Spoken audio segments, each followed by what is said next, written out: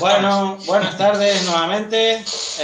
Aquí estamos otro jueves más con este programa donde intentamos enterarnos un poquito de qué es el arte y tratar de alguna manera de conversando y charlando, entender cuál es el rol del artista, cuál es el rol del mercado y todas estas cosas que hablamos siempre. Pero además hoy es viajero el programa, porque hoy estás en el FAS. Hoy es viajero. Tenés que, claro, sí. Ahora lo iba a decir, Bueno, pero uno ya es hincha del FAS. Hoy nos metemos con un tema que es la crítica del arte, que es un tema bastante, ¿no?, escabroso. Pero bueno, antes que nada me gustaría agradecerle a Diego, por supuesto, por favor, te iba a decir, que nos abra las puertas de su casa, porque estamos yendo hacia Málaga por una exposición que se va a realizar ahora en Málaga, y entonces el programa lo hacemos desde aquí, desde Alfas del Pi, desde Alicante, y luego seguiremos viaje para Málaga, ¿sí? Entonces aprovecho la ocasión, que a veces antes que me olvide siempre, agradecerle hoy a Diego personalmente, que nos abre la puerta de su casa para que estemos aquí y podamos hacer el programa desde aquí. Y obviamente a Material Studios Bain, que nos permite hacer toda la parte técnica, a Imaginarte, que nos presta el espacio para que podamos hacer nuestro programa de opinión. Y por supuesto, bueno, a todos los que nos ven y nos siguen y están allí. Entonces, ¿sí? Hoy sí tenemos una serie de problemitas técnicos hemos tenido, así que si la imagen no es del todo buena, nos van a disculpar, ¿sí? Pero son las cosas que tienen los directos y son las cosas que tiene el estar viajando de un sitio al otro, ¿no? Entonces, el tema que nos tocaba hoy era, así de forma muy general, la crítica del arte, ¿no? Sí. ¿Qué tema? A ver, ¿no? Da para muchas puntas, es la crítica, cómo uno recibe la crítica. Exacto. ¿No? Yo creo que se puede abordar desde dos puntos principales, ¿no? Uno es cómo el artista se maneja con la crítica, cómo la recibe, cómo le cae, ¿no? Qué relación tiene. Y el otro, la crítica en general del arte, ¿no? O sea, la función del crítico. Si son necesarios. Si son necesarios, ¿sí? Pero bueno, así a modo un poco de introducción podríamos empezar con qué relación tiene el artista con la crítica, ¿no? O sea, si te parece. Sí, claro. La crítica, poniendo en contexto, en un contexto histórico, viene después de la Revolución Francesa, si no me equivoco. Porque hasta ese momento no existía esa figura. Y convengamos que a partir de la crítica, es decir, de la gente que iba y hablaba sobre la obra, empezó a existir o generar el interés en gente que de repente desconocida. Porque también hay que hablar, hay crítica que es malintencionada, porque la verdad ya parte desde la mala intención del crítico, por un tema hasta tal vez económico, de patrocinio, quién sabe. Y después está la crítica bien intencionada, que es una persona que entiende, que de repente no sabe pintar, pero sí entiende de arte, de técnica, de tema, y da una explicación de lo que ve. Que uno puede darle corte o no, bueno, eso es otro tema. Pero eso empezó a generar el interés en las exposiciones y en ir a visitar las exposiciones de los artistas, según lo que dijera el crítico, porque empezó a funcionar eso. Claro. Es que en realidad el crítico comenzó prácticamente como un comentarista. Claro, exacto. O sea, cuando surgen los salones de arte, claro. Bueno, vamos a ponerle bien intencionado. Luego yo daré mi opinión, ¿no? Bien. Sí, claro. Porque lo cierto es que yo aún me sigo planteando si a día de hoy es necesario el crítico o no, pero ¿no? Ya llegaremos. Pero claro, el crítico surge a partir de cuando empiezan los salones de arte y exposiciones y todo esto, pues una forma de también promocionar y dar a conocer los espacios y todo, era que alguien comentara, ¿no? Escribiera. Exacto. Mira, se va a realizar una exposición en tal sitio, con tal tema, con tal cantidad de obra, tal y cual, y de ahí un poco aparece el crítico y la opinión del crítico, ¿no? Y ahí es donde se empieza a tomar en cuenta la opinión del crítico, que se sobreentiende que es una persona entendida, que sabe de arte, que sabe lo que se está moviendo en el mercado o en el sistema del arte en ese momento, y a partir de ahí él comenta, ¿sí? Y dice, por eso yo lo entiendo más como un comentarista que como un crítico. Luego pasa a ser la figura de crítico, o sea, crítico en el sentido ya de criticar realmente, ¿no? Lo que pasa es que socialmente la palabra crítica nos molesta. Es decir, cuando uno está hablando con una persona y te dice algo, no me critiques, ¿no? Lo primero que decís como una cosa de poco, es previo al insulto, porque claro, uno lo dice como no me critique, como diciendo no me insultes. Entonces es como que no tiene la crítica no tiene una buena fama, digamos. Pero yo entiendo que uno, digo, ha recibido alguna crítica y yo noto cuando la crítica es buena intencionada y de hecho me ha hecho pensar, ¿no? A ver qué está diciendo y por qué, y bueno, y posiblemente tuviera razón. Es que yo creo que es la función de la Claro, crítica, ¿no? exacto, sí, sí. O sea, yo obviamente, si lo tomo como tú dices, es verdad que la crítica a veces suele caer mal, ¿no? Claro. Pero depende de dónde venga y cómo venga. Y del ego de la persona. Y, por supuesto, y cómo la crítico en este caso recibe, ¿no? El poder exacto. de aceptación que uno tiene de exacto, la crítica, ¿no? Exacto. Pero claro, obviamente hablar de la crítica malintencionada pues no tiene mucho sentido. De hecho, creo que vivimos en una sociedad que es muy crítica. Sí, sí, sin duda. Sí, sí. ¿Sí? O sea, hoy más. El criticar y el quejarnos es algo, sí. el pan nuestro de cada día, sí, como dicen, ¿no? Entonces estamos medio reacios a las críticas porque estamos acostumbrados a que la crítica no sea constructiva, sino que sea con intención o de agredir o de denostar algo o de desprestigiar o no. A mí lo de la crítica constructiva me suena a mentira piadosa. Te quiero decir, viste, una mentira es mentira. Mentira piadosa, bueno, le pones un nombre para que suene menos violenta. Creo que la crítica es crítica y la podés tomar como constructiva, no, dependiendo de la persona, de quién te la dice y quién la recibe también, porque de repente no a todo el mundo le gusta que le juzguen su trabajo. O sea, si estamos hablando de pintura, por ejemplo. Lo que pasa es que desde el momento que te conviertes en un artista y expones, sí, yo siempre digo, estás expuesto, claro. Estás expuesto a la crítica. Claro, sin duda. Sin lugar a dudas. Sin duda. Y más allá de que a ti te caiga bien o te caiga mal la crítica, te la vas a tener. Sí, sí. Como decís tú muchas veces, ¿no? El que expones, expone, ¿no? Exactamente. Desde el momento que tú te subes a un escenario, o lo que sería en un caso un pintor, exponer su obra, pues la está exponiendo a que alguien comente, de lo que estábamos hablando, ¿no?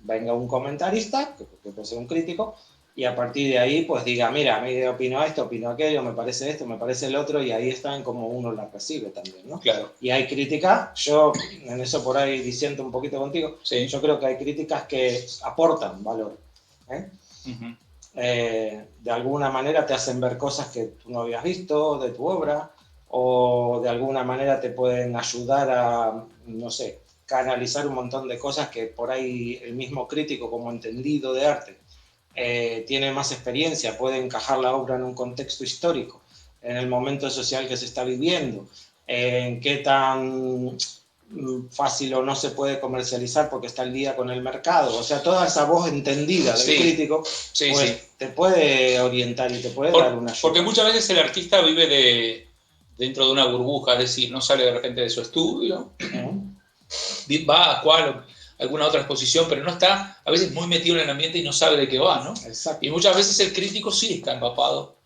en el ambiente y a veces debería, sin duda, claro, para opinar deberías estar informado de todo. Sí.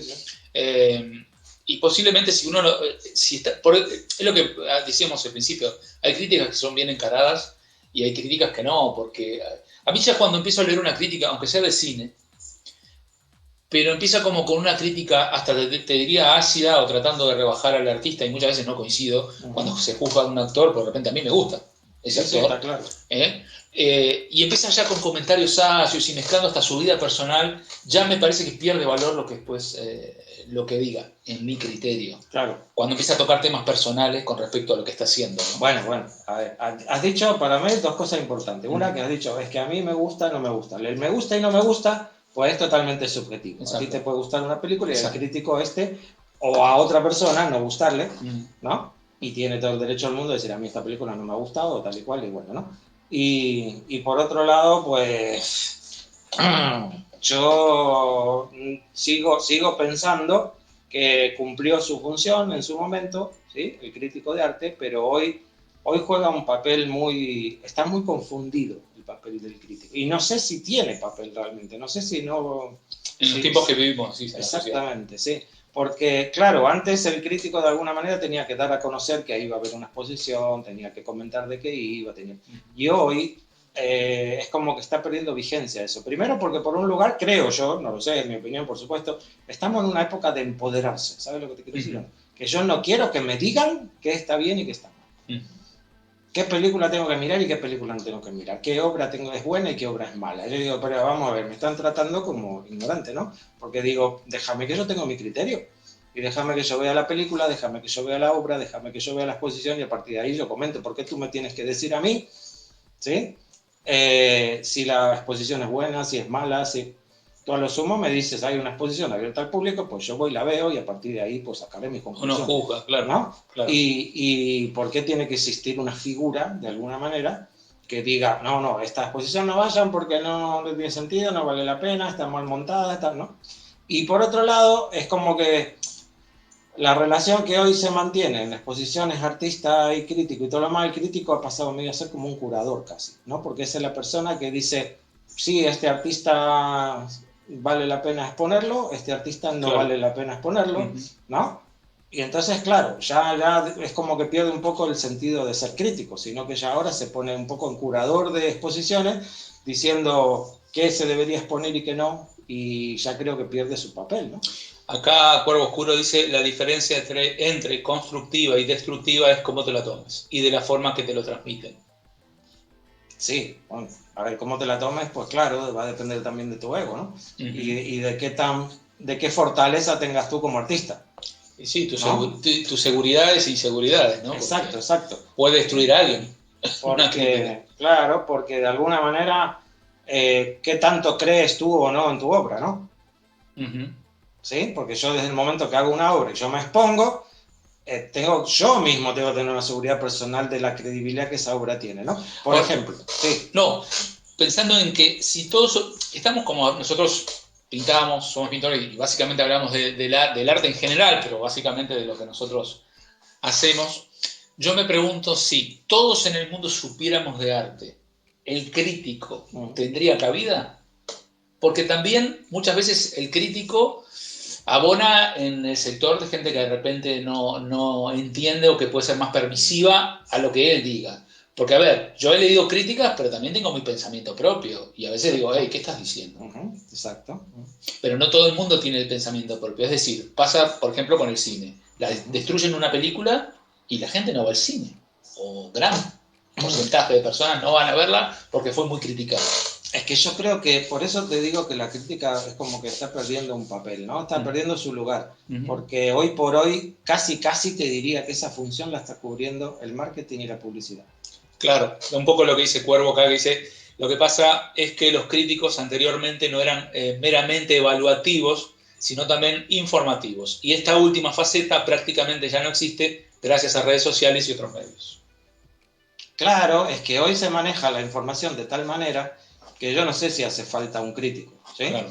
Porque, vale, que la opinión de un, entre comillas, experto, ¿sí? Siempre es bien recibida. Pero claro, por eso es lo que te comentaba antes, ¿no? Por un lado está tan, desde mi punto de vista, desacreditado el término experto, ¿sí? Porque estamos rodeados de expertos últimamente, yo no sé qué pasa, pero hay expertos en todo, ¿sí?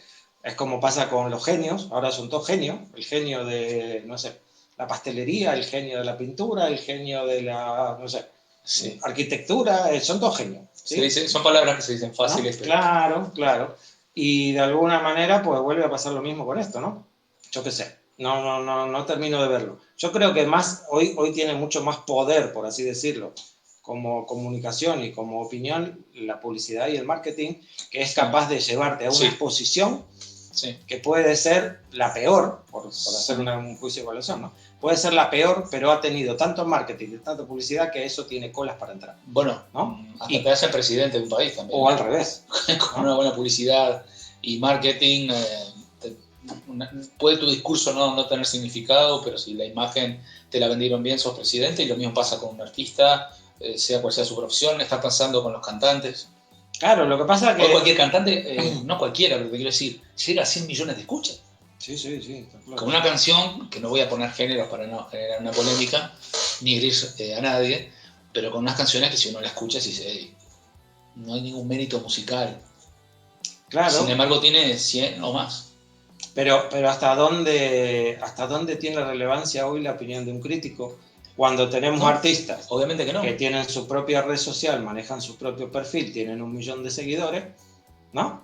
Sí. Y entonces dirá un crítico, no, este no me parece un buen artista, pero hay 1 millón de seguidores que dicen, mira, a mí me da igual lo que tú piensas, ¿no? Sí, claro. Entonces, claro, hasta dónde claro. antiguamente podíamos decir que sí, que tenía validez la opinión de un crítico por una cuestión de falta de accesibilidad, ¿no? A las exposiciones, al mundillo del arte, y todo, pero hoy por hoy yo no sé si es tan necesaria la figura del crítico, ¿no? Bueno, acá dice Cuervo que su rubro, los videojuegos, las críticas de medios formales, entre comillas, ya solo sirven para publicidad y marketing. Las empresas valoran de forma crítica su producto gracias a los usuarios que realmente son los que consumen el arte que el equipo crea. Claro, bueno, es lo que estamos diciendo. En los likes. Hoy por hoy el artista tiene contacto directo con su público. Claro. Entonces ya es como que no necesita un crítico. Claro, claro. ¿Sí? Es como cuando yo digo que no necesito una galería, a mí me critican mucho también por esto, ¿no? Y bueno, lo que sí creo, ¿sí? Es que a lo que hace falta es un gestor, que es otra cosa, que es para gestionar todo esto. Porque hoy para un artista, gestionar su web, sus redes sociales, sus exposiciones, yo qué sé, sus viajes, ¿no? Claro, todo esto se convierte en una actividad tal que al final dejo de pintar y me ocupo del marketing, de la venta, de la publicidad y de organizar las exposiciones y todo lo demás. Entonces, claro, ahí por ahí sí lo que te hace falta es un gestor. Claro, claro.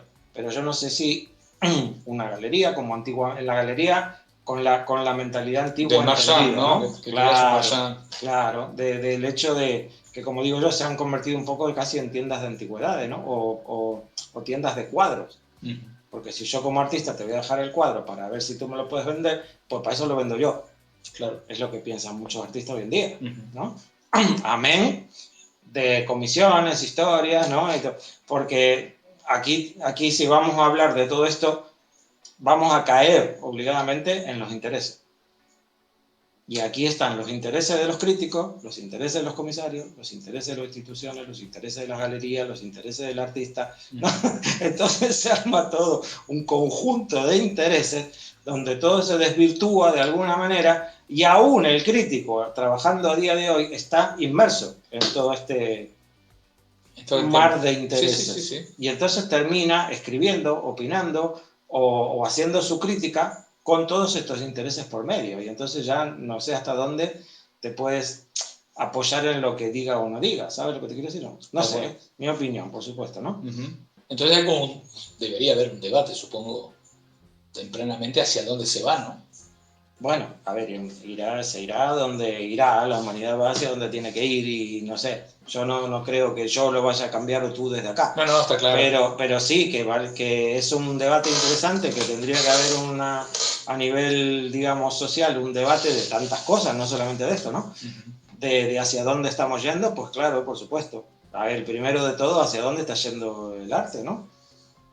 Porque volvemos a lo que hemos hablado alguna vez y lo lamento. Creo que en el próximo programa lo vamos a cambiar, pero si la banana de catalán va a ser representativa del arte de nuestra época, sí. Pues yo creo que nos tenemos que sentar y debatir, ¿no? ¿Qué es arte, qué no es arte? Y volveremos a empezar a rizar el rizo. No, pero... Lo que pasa, mira... Pero yo no termino de aclararme hacia dónde vamos. Lo que pasa es que sí representa una época de alguna forma. Bueno, mira, quizás eso es lo triste. Sí, yo, a ver, además de estar vinculado con el arte, con la pintura, siempre estuve muy vinculado con la música, ya sea como músico o vendiendo instrumentos o vendiendo equipos de música. Pero yo desde muy niño, la obsesión de todos los que nos gustaba la música era los altavoces que teníamos, los bajos, el buffer, el equipo, ¿no? Te importaba el sonido, el estéreo, si era mono, estéreo, un montón de cosas. Hoy se escucha y te venden y suenan muy alto unos altavoces que es un solo parlante o dos, pero todos en línea. Y ya no hay un interés de cómo toca el bajista o qué bueno que es el baterista. Muchas veces antes hablábamos de la calidad de los músicos. ¿Escuchaste al guitarrista de tal banda? Yo hoy no creo que hoy me parece que no es el tema.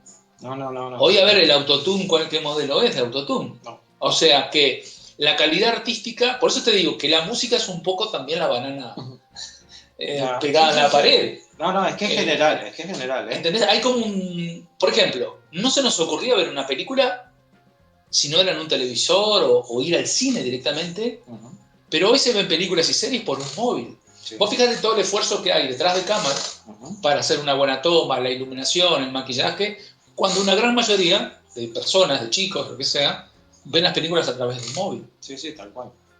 Pero bueno, es que se Es la banana de Catalán. Exacto. No es la banana. Sí, es la banana de Catalán.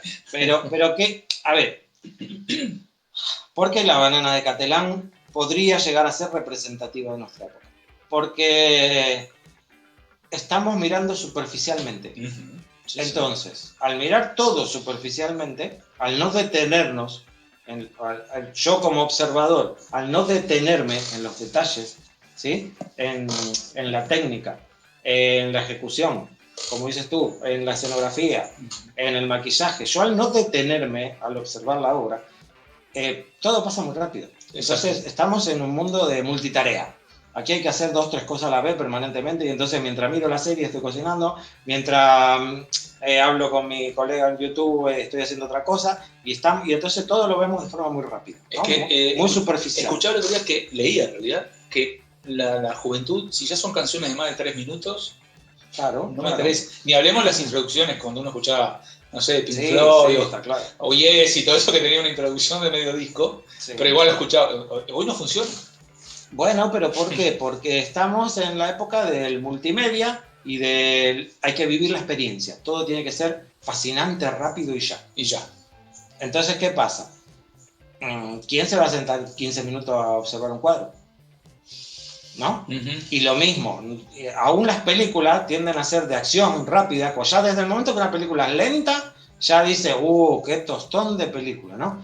Porque claro, ¿no? Lo mismo pasa como la música. Yo siempre, hablando de música, siempre digo, el silencio existe, ¿no? Claro. Porque yo pienso chan, chan, chan, chan, chan, chan, chan, chan, y digo, espérate, déjame respirar. Los silencios, ¿no? Son muy importantes. El silencio, sí, ¿no? Crea el clima, ¿no? Pero claro, como estamos en esta época de multitareas, que hacemos todo a la vez, vamos todos tan rápido, ¿no? No tenemos tiempo de, cuando hay silencio, decir, se apagó. No es que se apagó, es que la música requiere de ese espacio, de ese tiempo, ¿no? Lo mismo que una película. Hay películas que requieren de esa lentitud, de seguir trabajando el tema, ¿no? De ir entendiendo el diálogo, ¿no? Y sin embargo, claro, pues eso ya no. Ahora lo que prima es que exploten coche, que vaya todo muy rápido, ¿no? Como de alguna manera como para que... Por eso termina siendo más entretenimiento, digamos, que otra cosa, ¿no? Claro. Porque finalmente termina la película, la has visto, y tú dices, bueno, ¿y qué me ha quedado? ¿Qué mensaje tengo? ¿Qué me ha enseñado? ¿En qué me ha cautivado esto? Y muchas veces te quedas con que en nada, ¿no? Lo mismo pasa con un cuadro. Vos te vas a una exposición, mira qué lindo este, mira qué lindo el otro, ¿no? Y digo, ya la vi la exposición, venga, no vamos. ¿Y qué te ha llevado de ello? ¿Cuál era el mensaje de la obra? O sea, si no te detienes a observarlo, ¿no? Que es lo que en parte también debería ser un crítico, ¿sí? Un crítico debería ser la persona que me dice, no, observa la escenografía de esta obra de teatro, observa el escenario. Lo que dice Cuervo con el tema de los videojuegos, yo creo que con el tema de los videojuegos, con la acción del videojuego, te estás perdiendo todo el trabajo artístico que hay detrás de un videojuego, que es impresionante, ¿sí? Vos decías del cine, pero los videojuegos... Sí, claro, bueno, sin duda. Hay escenarios increíbles, hay diseños de personajes increíbles, hay una música a veces increíble de fondo, bandas sonoras y no sé qué, y todo eso te lo perdés por la acción, porque hay que matar al bicho, ¿no? ¿Me entiendes? Bueno, eso se traslada. Entonces, claro, te entiendo que te pongas una banana y digas, esta banana ya la vi, venga, y sigo, ¿no? Y sigo para adelante, porque es la mirada rápida, es el pase de, ya lo tengo visto. Pero de tenerlo visto, a tenerlo comprendido, a entender cuál es el mensaje de la obra, y etcétera, etcétera, pues se nos queda todo por la mitad, ¿no? Me parece a mí. O sea, nos perdemos mucho, ¿no? Sí, acá dice que la clave, Cuervo, ¿no? Que la clave del éxito del arte de hoy en día es la interactividad, y en eso la banana le gana a cualquier cuadro. Bueno. Es lo que... No, espera, bueno, no me quiero ir de tema. Bueno, vos sos obsesionado con Catalán. Bueno, no. Generás eso. No, para nada. No, yo esto lo comenté una vez, pero es que lo vamos a cambiar ya mismo. Te voy a decir por qué. Dale. Y dejo si a lo que nos estén viendo, les dejo el planteo ya hecho. ¿Se puede superar lo de la banana de Catalán? Bueno. Te lo digo yo. Sí, ya está superado. A ver. Y lo vamos a hablar, no sé si el programa que viene o el otro, pero le vamos a hacer un programa exclusivamente a eso. ¿Sí? Y no voy a dar pista, pero hay quien...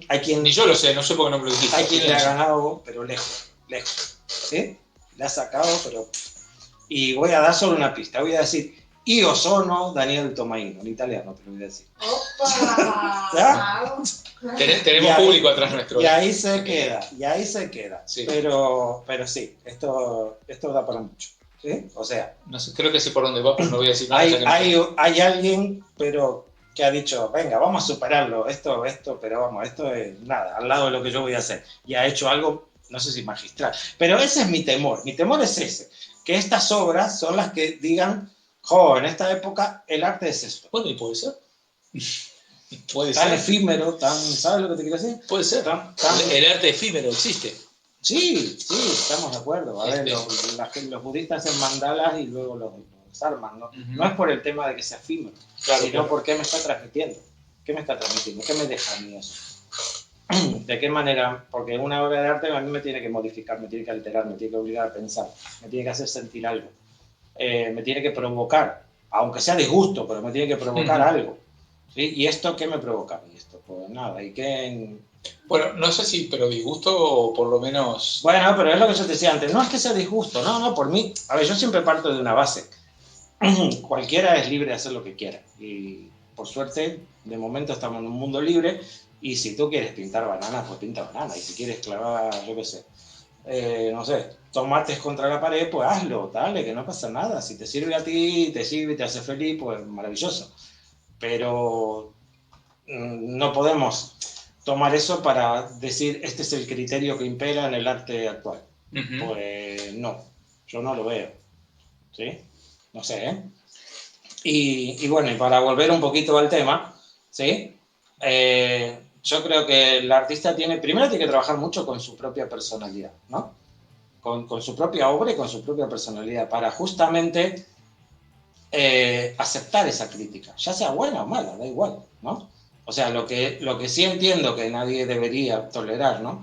Es la crítica destructiva, la crítica contra tu persona, no contra tu obra. Claro. ¿Me explico o no? Una cosa es que yo diga, mira, Diego, tú pintas muy mal, y otra cosa es que yo diga, pues yo qué sé, mira, aprende a pintar, ¿no? O porque no sabes hacer tu trabajo, o lo que sea.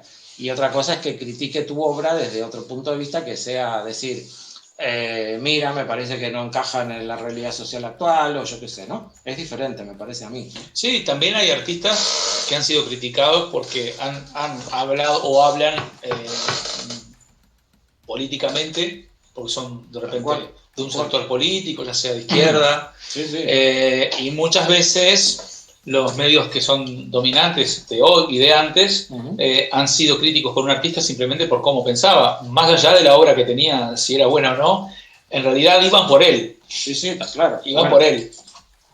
A eso me refiero. Una cosa es que te critiquen la obra y otra cosa es que te critiquen a ti, directamente, por tu ideología, por tu persona, por tu raza o lo que sea. Ya ahí ya estaríamos hablando de otra cosa. O sea, yo entiendo que si alguien viene a criticarte a ti como persona, pues no te caiga bien. Es obvio. Claro. Pero sí que critiquen tu trabajo es parte de tu mismo trabajo. No sé si queda más o menos claro. Sí, está claro. Sí. Pero bueno, y muchas veces aporta, ¿por qué no? ¿Sí? A ver, vamos a poner un ejemplo práctico. Hace muy poco tiempo había un cuadro mío colgado en una sala de exposición y vino un crítico de arte y empezó a opinar sobre mi cuadro, ¿no? Y mira, yo le haría esto, yo le quitaría lo otro, esto me parece que está de más, ¿no? Claro, y bueno, y uno siempre tiene el gusanillo ahí, ¿no? De, este es crítico de arte, después se va y escribe. ¿Sabes lo que te digo, no? Después va y dice, mira, estuve en la exposición tal y cual, había un cuadro de tal y tal, y digo, a ver qué me dirá o qué no me dirá. Siempre tienes el gusanillo ahí. Sin duda, ¿no? Sí. Pero bueno, al fin y al cabo, ¿yo cómo lo tomo? Como que es su opinión, y ya está, y no hay más. O sea, vale, de hecho me lo encontré luego, como un mes después, cuando estábamos en París, ¿cómo se llama? En el Art Shopping, ¿sí? En el carrusel del Louvre, y me preguntó, me dice, ¿le has cambiado todo eso que yo te dije a tu cuadro? Y digo, pues no, y no lo pienso cambiar tampoco, a ver si me explico, porque yo lo sentí así en ese momento, yo entiendo que esto tiene que estar ahí, yo entiendo que esto cumple una función, y en el fondo, muy en el fondo, pues a mí me da igual lo que tú pienses. ¿Sabes? Ahora, que él me pueda decir, pues entonces no se lo vas a vender a nadie, porque en este momento lo que vale es esto, lo que se vende es lo otro. Pues bueno, no se venderá, no lo sé, pero... ¿Eso fue lo que te dijo o pensás que Eso fue lo que dijo, que no se lo vas a vender a nadie. No. Ah, ok. Digo, que él me puede decir... ok, entiendo. O me podrá decir, mira, estás fuera de época, porque esto ya lo hizo Picasso en el 28, ¿no? Sí. Me podrá decir lo que él quiera, pero si yo siento que ese cuadro tiene que ser así, pues así se va a quedar, ¿no? Y yo no lo voy a cambiar porque un crítico de arte me diga, no, mira, deberías cambiarle esto o cambiarle el otro, ¿no? Que incluso te digo más, un día lo traeremos al programa, Nelson, por cierto, ¿sí? Y bueno, y me volverá a preguntar, ¿y has cambiado eso? Pues le digo, pues no, porque yo entiendo que eso es así, tiene que ser así. Me resulta interesante, ¿no? Y seguirá siendo así, de momento seguirá siendo así. El día que yo sienta que esto no encaja, pues no sé, o pintaré otra obra, o cambiaré esta obra, o no sé, pero lo cierto es que ahí es donde yo digo que el artista también tiene que estar preparado, ¿no? Para, primero, defender su obra, defender sus argumentos, porque yo no es que pongo esto en un cuadro porque, mira, se me ocurrió. Sí, porque sí. Claro, entonces, de alguna manera, pues tengo que tener claro. Es el famoso tema de la obra y el discurso de la obra, ¿no? ¿Qué me estás queriendo decir con esto? Si a mí viene un crítico y me dice, no, es que esto, mira, esta figura en este cuadro, pues no encaja, yo te digo, si tú me quitas esa figura, para mí perdió la esencia del cuadro. Después, si un día podríamos mostrar un cuadro mío para que se entienda esto que yo digo, claro. Pero bueno, yo tengo un cuadro que va sobre el tema de la guerra y en medio de eso hay una mujer de rojo, ¿sí? Y tú dices, ¿y esto qué pinta aquí? ¿No? Claro, yo te digo el discurso de la obra, ¿sí? Como yo lo entiendo, como el artista o como el pintor que la hizo, y te digo que eso para mí tiene un sentido muy importante. Claro, el que no lo entiende, no lo ve y dice, ¿y esto qué pinta acá? Por ahí es el caso de él. Entonces el crítico también tiene, me parece a mí, que conocer al artista, conocer el discurso del artista y a partir de ahí, ¿no? Lo que quiere decir. Entender la obra y luego entonces sí emite una crítica, pero con un conocimiento de causa. Yo no puedo criticar una obra desde una revista, desde un diario, si no he hablado con el artista y no he visto la obra, por ejemplo. ¿Qué pasa? Pasa mucho. Claro. Amén de las críticas a pedido, ¿no? O sea, que también se cobran, tema aparte, ¿no? Es decir, mira, yo voy a hacer mi catálogo, voy a poner mis 20 cuadros, y entonces le digo a un crítico, hazme una crítica de mi obra, y entonces, claro, el crítico la hará, pero a ver cómo hace el crítico para decir, mira, esta obra no me gusta, esto está muy mal, esto está fuera de época, tal y cual, cuando yo le estoy pagando para que la haga. Entonces, aquí entramos en los conflictos de interés. Entonces, ¿hasta dónde puede ser objetivo el crítico cuando tiene todos esos conflictos de interés? Claro, la credibilidad también, ¿no? Claro, ¿qué credibilidad puede tener su crítica? Porque obviamente si tú me estás pagando para que yo opine sobre tu obra, yo no puedo opinar tan mal como para denostar todo lo que estás haciendo. Claro. Bueno, no debería pasar. No debería pasar, ¿no? No debería. Es lo mismo que pasa cuando yo digo que el artista de alguna manera se prostituye, ¿no? Cuando empiezas a hacer lo que se te está pidiendo que hagas, ¿no? Lo que hablábamos en el programa pasado, ¿no? Si tú, o sea, obviamente todos tenemos que vivir de algo, está claro, ¿sí? Entonces ahí está la diferencia, ¿no? Es como cuando yo digo, una cosa es que pintes cosas para vivir y otra cosa es que pintes lo que tú quieres pintar, ¿no? Y yo creo que hay que mantener un equilibrio entre las dos cosas, ¿sí? Y de alguna manera decir, mira, yo hago esta pintura decorativa porque es lo que se vende, me permite con esto pues hacer lo que a mí me gusta realmente, ¿no? Que está perfecto, ¿no? Pero de alguna manera el crítico también está medio en esa situación, en el sentido de que dice, mira, tengo que escribir estas cosas, tengo que opinar sobre esto, tengo que, ¿no? Comentar tal cosa porque yo vivo de esto, como quien escribe sus libros o sus cosas, y luego aparte pues tengo mis opiniones, mi espacio en el que ya digo, mira, pues esto es mi verdadera crítica, ¿no? No sé. Después, pero hay una cosa que me parece que va enganchada, capaz que no sé qué pensás, cuando se conoce la vida del artista de repente. Pongamos que el artista X es un cerdo, es una mala persona, bueno, pero lo que hace es maravilloso. Los hay. Porque ha pasado a nivel histórico y uno cuando lee el libro te das cuenta de cuál persona. Sí, bueno. Hoy hay una moda, ¿no? En los últimos tiempos, bueno, de lo políticamente correcto, de destruir mitos también. Es decir, si sabíamos que Picasso era un mujeriego, un maltratador, ponele, bla, no debería estar esa obra en los museos. Claro, y no debería estar, no sé, yo qué sé. Pero allí porque se inventó un personaje, o porque era amigo de Franco, o porque yo qué sé, y no debería estar, no qué sé, Caravaggio porque era un pendenciero que andaba por los bares liándose a hostias. Yo lo que voy es, la crítica hasta qué punto va realmente juzgando la obra, o ya juzgan completamente a la persona y a la obra. Bueno, ahí está el trabajo del crítico, que debería ser lo suficientemente objetivo. Para separar. Claro, como para evaluar. A ver, si yo voy a evaluar una pieza, ¿sí? De alguna manera, esto ocurre en todas las disciplinas, ¿no? Pero si yo voy a evaluar una pieza de joyería, por ejemplo, ¿sí? ¿Quién está evaluando al joyero? Si tú haces una pieza de carpintería, un mueble, ¿quién evalúa al carpintero? Pues nadie, ¿no? El arte el mundo del arte es muy especial. Es el objeto que ves. Es muy especial, ¿no? Es lo mismo que pasa con la música misma. Sí, claro. Con los artistas, ¿no? Y con todo esto. Entonces se crean los programas como Sálvame, donde lo más importante es si te has divorciado o no, ¿sabes? Y no si la obra de teatro que hiciste era buena o no. Sí. Entonces te llaman de un programa para opinar sobre, mira, voy a estrenar una obra de teatro y terminas juzgándote por si te has divorciado, si te vas a reconciliar con alguien. ¿Qué tiene que ver esto con la obra? En general los mejores artistas, si hablamos de actores, no le conocen la vida privada. Bueno, te diría que, no en todos los casos, tampoco, pero hay grandes actores que no le conocen la vida.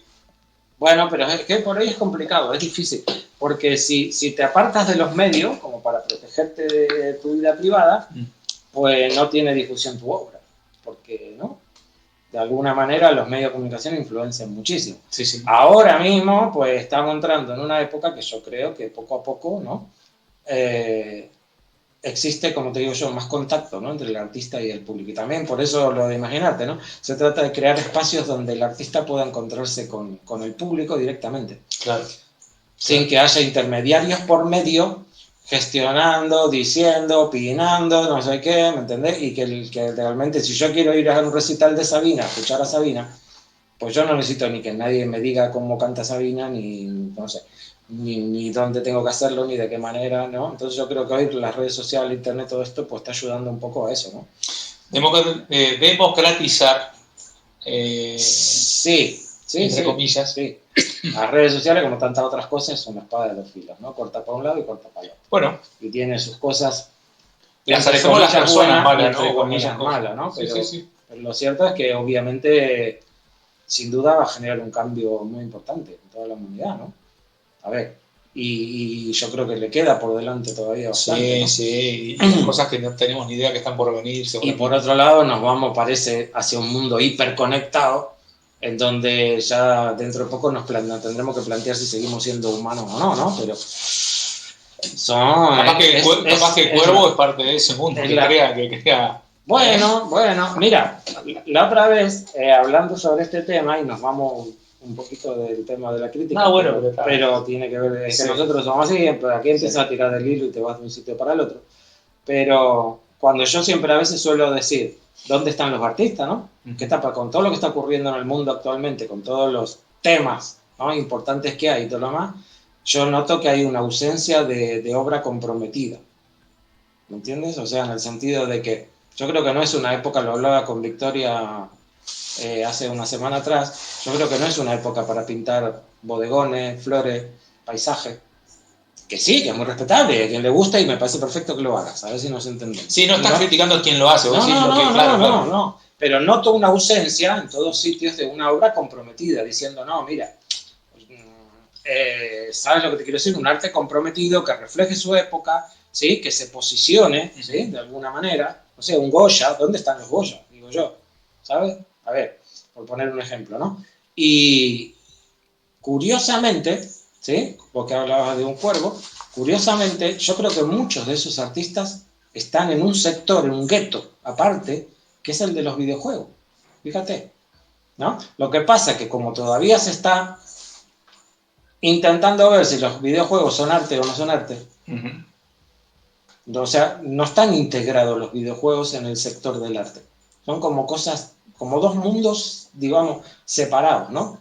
Entonces, dentro de los videojuegos tenemos todos los frikis de los videojuegos, que parece que no tienen nada que ver ni con Goya, ni con Da Vinci, ni con Catalán, ni con nadie. Es otro mundo, parece, ¿sí? Incluso te voy a decir más, es otro mercado, inclusive. Tiene su mercado aparte, tiene su sector aparte, tiene sus seguidores aparte y tiene todo aparte. Y sin embargo... Posiblemente todo ese gueto no necesite del otro mundo. Claro, seguramente. Y es lo que cuando, por ejemplo, cuando se habla de la muerte del artista, de la muerte del arte, de la muerte de la pintura, Yo no creo que haya muerto la pintura, lo que sí creo que la pintura hoy es digital y está en los videojuegos y está animado encima. Sí, y cada vez avanzada. Es un paso más adelante dentro de la imagen, ¿no? O sea, acá Victoria dice, el problema de eso es que no son obras decorativas vendibles. No. Pero bueno, haremos un programa exclusivamente de videojuegos, porque yo creo que el tema merece la pena, pero hoy hay juegos que son verdaderas obras de arte, encima son interactivas, ¿sí? Bueno, de hecho se están haciendo las experiencias estas inmersivas, ¿no? Con obras de Klimt, de Van Gogh, ¿no? Sí, claro. Bueno, yo creo que los videojuegos ya superaron esa etapa, fíjate lo que te digo, y hasta te permiten interactuar con la Sí. ¿Sí? Y los gráficos, además, cada vez son de mejor calidad, que estás prácticamente metido en el juego. Bueno, ¿no? Por eso digo, yo no soy de jugar mucho, pero me gusta verlos, me gusta porque me interesa. Se merece un programa solamente aparte de esto, ¿no? Pero acá Cuervo dice, no son obras audiovisuales e interactivas eternas y fácilmente reproducibles. Pero por ahí nos sorprendemos y el arte representativo de esta época no es la banana catalán, sino que son algunos videojuegos. Bueno, hay videojuegos que han marcado historia, ¿no? En los 80 y por todo. Eso, por eso. Lo que pasa es que parece como que son, o sea, es el tema que tenemos. Nosotros el año pasado quisimos hacer una exposición de artistas digitales que trabajan con videojuegos. Qué bien. ¿Sí? Que trabajan en empresas de videojuegos. Incluso contactamos con una empresa puntera, ¿no? Líder de Polonia de videojuegos para hacer una exposición con sus personajes, sus trabajos, porque queríamos que nos envíen originales. ¿Sí? ¿No? Porque no para hacerlo con obra digital, pues no, queríamos los originales, ¿no? Y exponer realmente trabajo original de los artistas. ¿Cuál es el tema? Que detrás de un videojuego capaz que hay 200 artistas. ¿Sí? Bueno, pasa con las películas animadas. Claro, no es uno solo. Claro, tal cual. Sí. Y por un lado tienes, pero detrás de eso hay 200 artistas y hay muchos que son creadores, otros que son dibujantes. Otros bueno, que pintan, la película esa que se hizo de Van Gogh, que en realidad no es es sobre Van Gogh, no es de Van Gogh, que es más bien es como llevándole una carga que un amigo de Van Gogh quería. Es una película polaca y participaron, si no me equivoco, 120 pintores para hacer la animación. Claro, tal cual. Y bueno, ¿y eso es arte? Pues claro que es arte. Sí, sin duda, sí. Entonces por ahí tenemos un mercado que por intereses, por eso digo, terminas cayendo los intereses a la fuerza, por intereses, ¿no? Están exponiendo obras de arte actual, ¿sí? Que puede ser el catalán, puede ser el que tú quieras, y se están perdiendo de otras grandes obras de arte que le están posando por al lado, pero parece ser como que en ese mercado pues no se participa, ¿no? Como que no tuviera absolutamente nada que ver. Este es un tema bastante complejo, ¿no? Y por ahí nos vamos un poco de la crítica, pero ahí también insisto, ¿dónde están los críticos? Bueno, pero también en el caso de Cuervo puedo escribir ahí, pero también en el caso de los juegos se hacen reuniones, ¿no? Ahora no me sale nada, me sale conferencias, pero donde van y se exponen todos los juegos nuevos y todo ese tipo de cosas. Imagino, yo nunca he ido a tipo convenciones, quería decir. Sí, tal cual. Pero imagino que ahí también se vende tipo de merchandising y dentro del merchandising lo que tiene que ver con póster y todo. Sí, por eso digo que capaz que no es un mundo que a ellos les interese, ¿entendés? Ellos están dentro de su mundo creándolo. Exacto, pero me refiero a quien está dentro del mundo de los juegos, yo creo que conoce a los artistas. Me da la impresión quiénes hacen los juegos o quiénes son los que hacen los gráficos. Bueno, ahí en ese sector... Que Cuervo aclare, pero me parece que... Sin meternos en el tema, ¿no? Pero ahí en ese sector lo que yo creo es que pasa lo que te decía antes. Hay una visión muy superficial de todo. Es lo mismo que te pasa con una película. Cuando termina la película, empiezan los créditos, ¿tú qué haces? Te levantas y te vas. Sí. Tú dices, a no ser que tú seas un interesado, ¿no? O un friki, para decirlo claro, de la música de la película, que diga, a ver quién hizo la música. Sí. En general, la masa, la gran mayoría de la gente, terminó la película, pusieron fin y se levantó y se fue. Sí, yo muchas veces me interesa a mí porque me interesa saber quién hizo la música. Tiene un interés particular en eso. Sí, exacto. Pero vos decís, ¿quién hizo el vestuario de esto? ¿Y la fotografía de quién es? ¿Y la música de quién es? Por eso... Pero ojo, en las transmisiones muchas veces en el cable y todo, te cortan. Bueno, también. Lo hace Netflix. Sí, Vos sí, termina la película y ya te la corren hacia un costado, sí, los hacia los créditos. créditos te los corren, ya no ves nada y te dicen la próxima película que podés ver. O sea, ni ellos mismos le dan importancia a quienes participan. Tal cual. Y fíjate, en los videojuegos yo creo que pasa lo mismo. O sea, vos estás tan enfrascado en la acción, en el videojuego, en el pasar de nivel o lo que diablo sea, que los créditos se pierden por el camino. Y hay grandes artistas detrás de los videojuegos, pero claro, son anónimos. Acá dice Cuervo, lo que pasa, e insisto, el arte tradicional, entre comillas, no es fácilmente reproducible. Y agrega, y eso en el mundo hiperconectado actual, como dijo Daniel, le quita difusión. Bueno, eso deberíamos hacer un programa que lo haremos sobre lo que es. Yo creo que a partir de la fotografía, una cosa es el objeto y otra cosa es la imagen del objeto, ¿no? Y esto yo lo hablo mucho a veces con los artistas que vienen a organizar exposiciones y demás, porque es lo que a veces alguna vez he dicho, que el artista en general en la pintura se ha quedado en el siglo XIX, ni siquiera en el XX, en el XIX, y está todavía pretendiendo vender el objeto, ¿sí? Es decir, se ha quedado en yo pinté este cuadro y esto es lo que yo quiero vender, el marco con la pintura, no sé.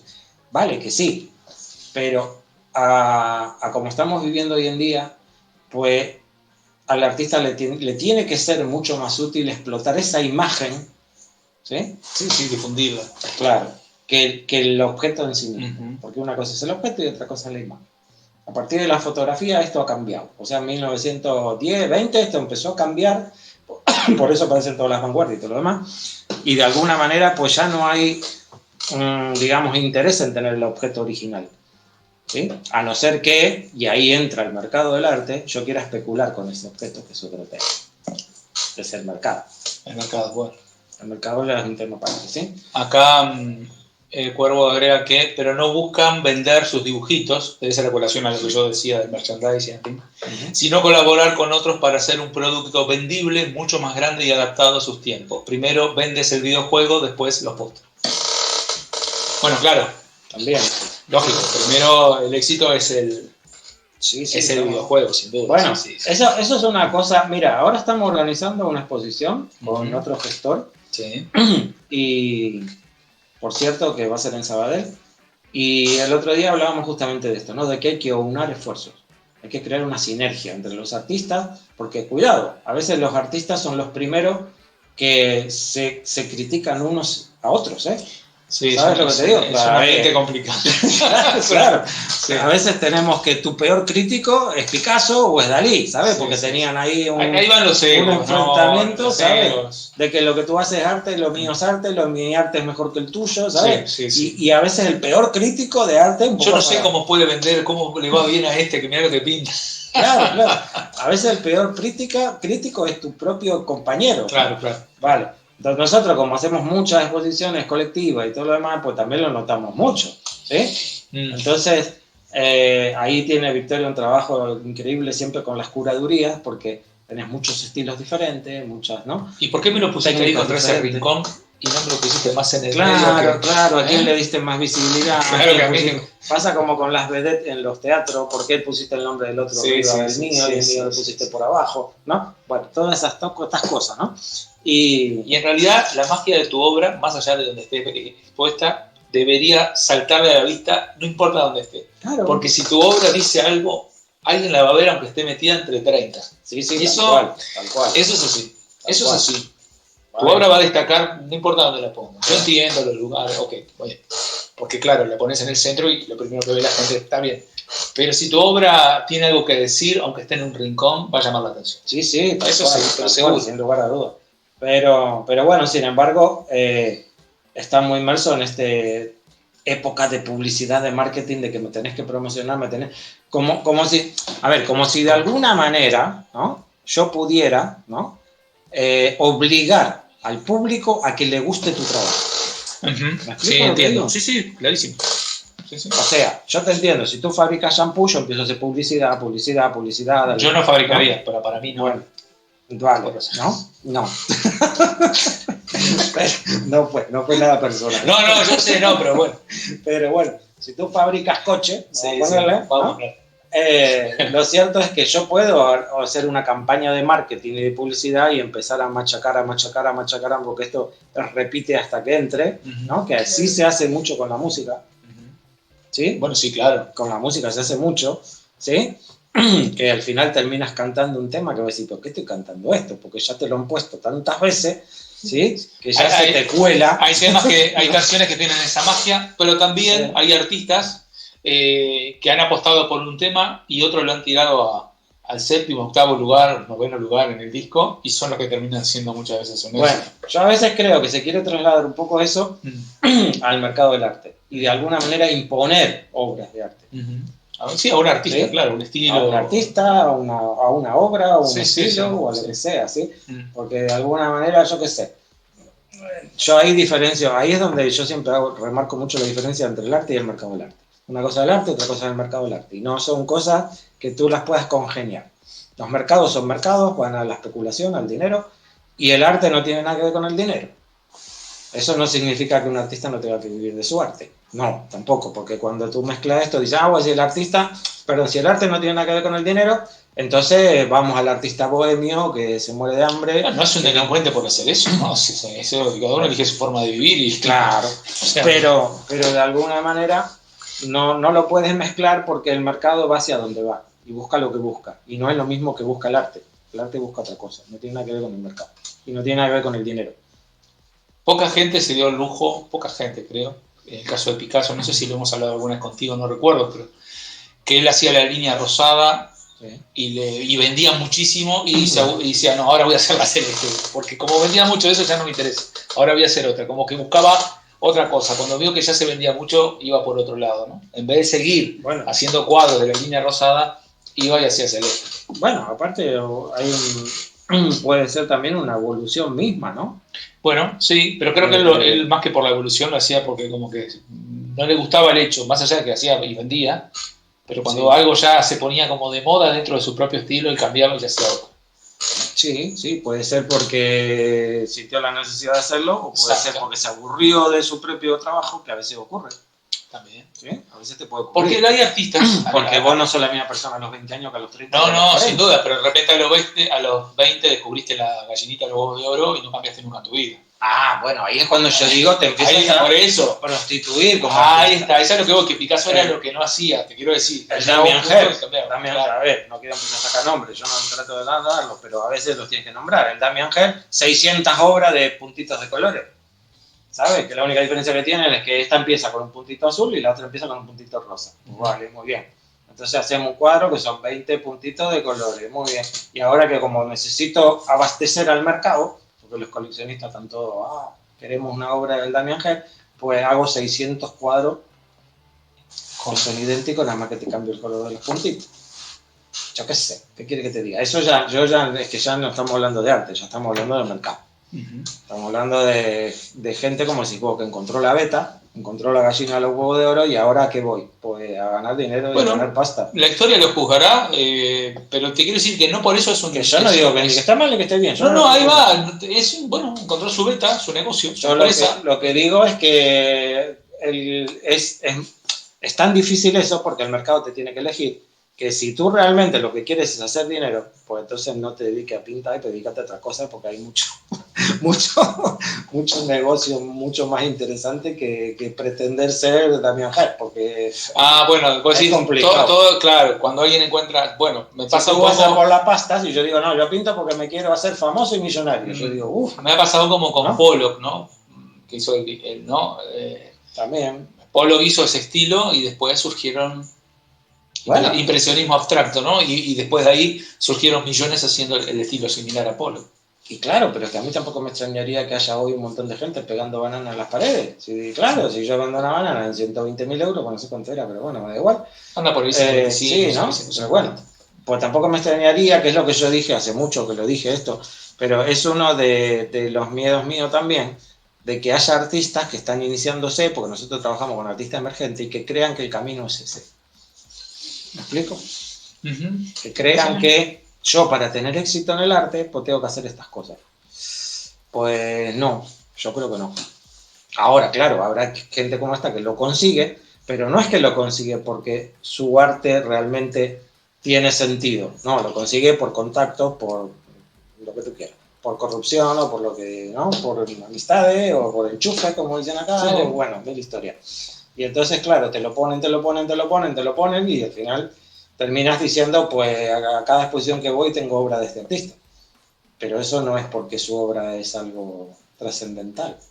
Sí, generaron ese. ese. Sí, va a trascender. Ahí está, por Yo eso creo te que digo. eso es una gran burbuja. Por eso te digo, es lo que hablamos en otros programas, con lo de la banana, el catalán y todo eso. Yo creo que la historia pone las cosas en su lugar. Claro, aquí. ¿Verdad? Y aquí posiblemente en algún libro figure como una. Sí, anécdota. Cosa, exacto.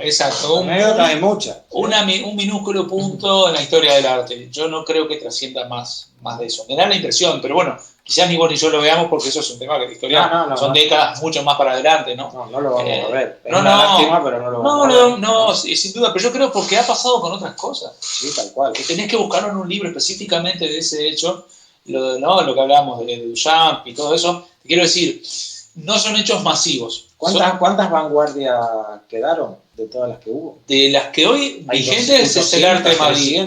Vigente el arte Madrid. A ver, ¿y cuántas vanguardias surgieron? En 1900 y 1930, por ponerte un ejemplo.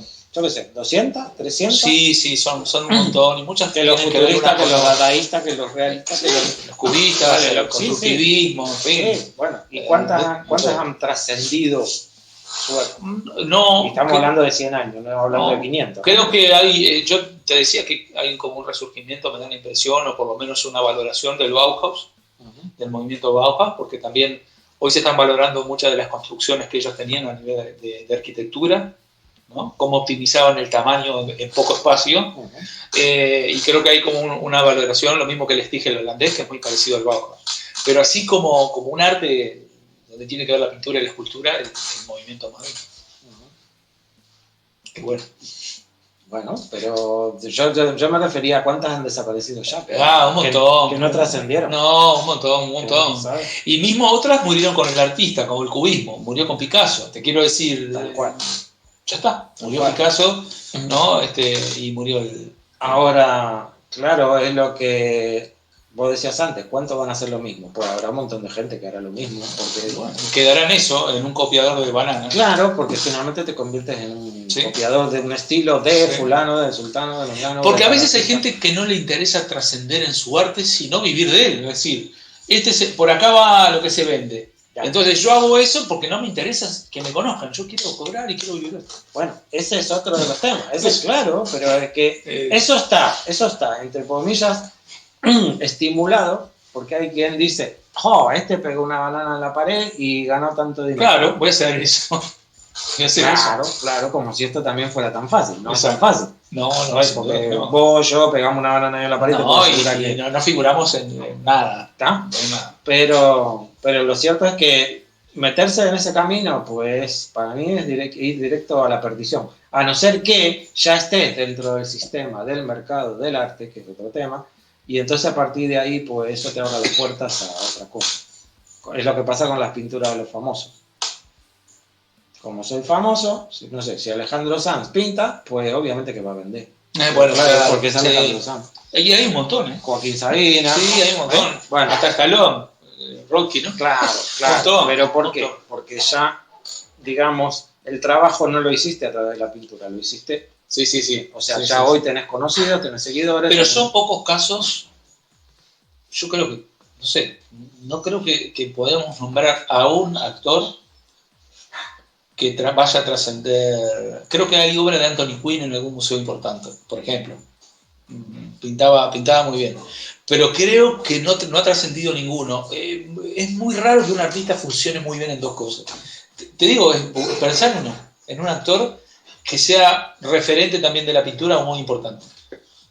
No, así a primera instancia. No, es que creo que no lo vas a encontrar. Bueno, lo hacemos como desafío para que el programa que viene lo agregamos. A ver, los que nos estén viendo, si alguno lo sabe, sí, claro. Que nos diga. Pero te puedo asegurar que no. Yo ahora de memoria te digo que no. No, tú dices que está en la actuación y en la pintura. Pues no. Con importancia, porque vos a Sabina, ¿qué vas a ir a ver? A ver, yo Sabina me encanta como canta. Exacto. A ver, y sus letras. Y no es que tampoco me encanta. A ver, perdón Sabina, pero la verdad, tampoco es que me encante su voz. Es que no se destaca por su voz, sino por lo que dice, como lo dice Bob Dylan, digo, te quiero decir. Sabina es un poeta. Claro, exacto. Es un poeta de acá, pero a Saturno, ¿sí? Te cuenta unas historias increíbles y tiene la habilidad, por así decirlo, de meterte en la historia, ¿sí? Y de transmitirte su ¿Qué sí. 30, increíble. Que estamos sobre la hora. Sí. Joder, como pasando el tiempo, pero bueno.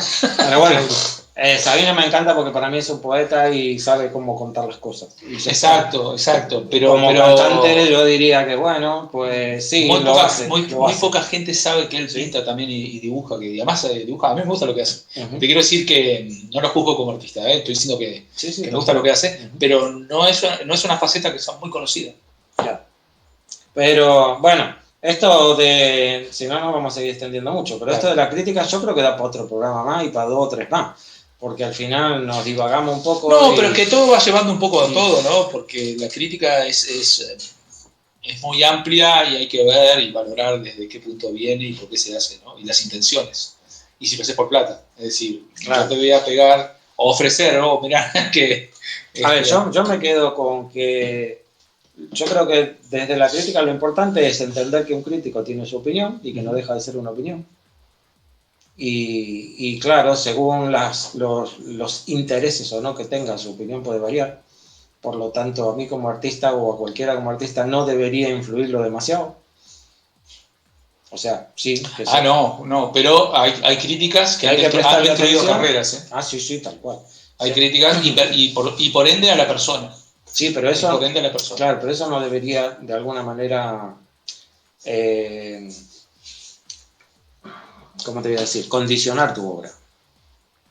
No, pero cuando... Porque entonces ya dejas de ser un creador y de crear tu obra realmente para empezar a, como digo yo, hacer lo que alguien externo a ti te está diciendo que tienes que hacer. Lo que pasa es que también el medio es muy importante. Si el País de Madrid o, no sé, el New York Times hace una crítica negativa contra un artista y va a repercutir mucho más que la crítica de un medio digital o de un medio de un pueblo. Quiero decir, estamos de acuerdo. No me quiero extender mucho, pero vamos a ver. Si mañana el New York Times dice, muy bien, Diego Alessandro así hace arte Madrid, mira que para terminar, joder. Alto, Diego Alessandro Díaz hace arte Madrid y está en una línea equivocada de trabajo y él tendría que hacer realismo porque su mensaje se transmite mejor de esa manera. Ajá. ¿Tú qué haces? ¿Dejas de hacer arte Madrid? No. Ya está, no más preguntas, señoría. Bueno, vamos. O sea, a mí me da igual si la crítica de New York Times o es de quien sea. Pero repercute mucho más. El tema es lo que la gente vaya a ir a ver a Diego Alexandre hasta que no haga figurativo. Ese es otro tema. Claro, por eso te digo. Por eso te digo. Ese es otro tema. Que tú me digas, mira, me arruinaron la carrera y ahora no voy a poder vivir de esto. Pues sí, es posible, no te estoy diciendo que no. Ahí voy. Pero de ahí, tu arte es tu arte y yo no creo que puedas cambiarlo. Yo no creo que un cantante flamenco pueda decir, no, ahora lo que se lleva es reggaetón porque la crítica lo dice, así que pasate al reggaetón. Pues no lo creo. Habrá. Habrá sí, hay artistas que sacan el disco según la movida, sí. O incluyen 2 canciones del estilo, por lo menos. Bueno, pero bueno. Vamos a irnos despidiendo porque si no esto sigue, ¿eh? Esto sí, son las 9:33. Sí. Dijimos, bueno, muchas gracias. Dijimos una hora. Un honor haber hecho el programa de acá de Juárez. No, al contrario, gracias a ti que nos recibe en tu casa. Por favor, un placer. Y el próximo lo haremos desde... Tú de Málaga y yo desde aquí, de Faz del Pilla. Desde Málaga. Y voy a ver si conseguimos, como dije alguna vez, que un gestor de arte nos explique para qué nos hace falta un gestor. Ojalá, me encantaría, sí, sin duda. ¿Por qué? Porque yo, artista, tengo que necesito un gestor. ¿Un gestor para qué? Ok, pues, muy bien. Sería interesante hablar con un gestor de arte y que nos diga, ¿no?, cuál es su trabajo y a qué se dedica y cómo nos puede ayudar y esto. Nos vemos entonces el Así próximo que, jueves. Si se puede, ¿sí? Y si no, Io sono Daniel Tomaino. Y ahí lo dejo. Nos vemos. Venga, gracias. Chao.